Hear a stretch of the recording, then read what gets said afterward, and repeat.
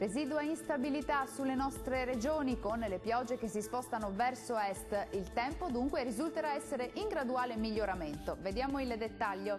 Sul Veneto ultime occasionali precipitazioni sul Padovano settentrionale, sul Trevigiano e anche sul Veneziano.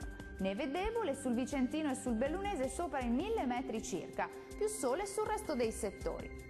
Temperature massime comprese tra 7 e 10 gradi, valori notturni tra 2 e 5 gradi circa.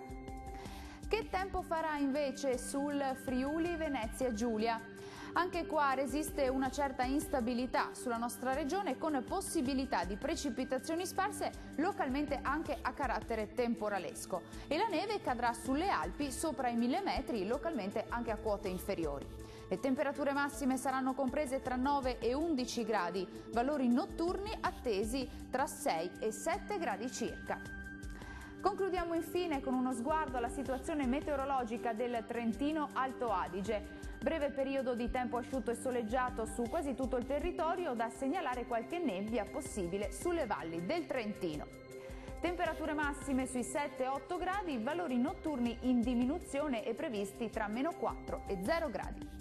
Il mare sarà mosso, localmente poco mosso nel Golfo di Trieste, i venti moderati da sud-ovest, localmente deboli sulla laguna di Venezia. Dal meteo è tutto, arrivederci.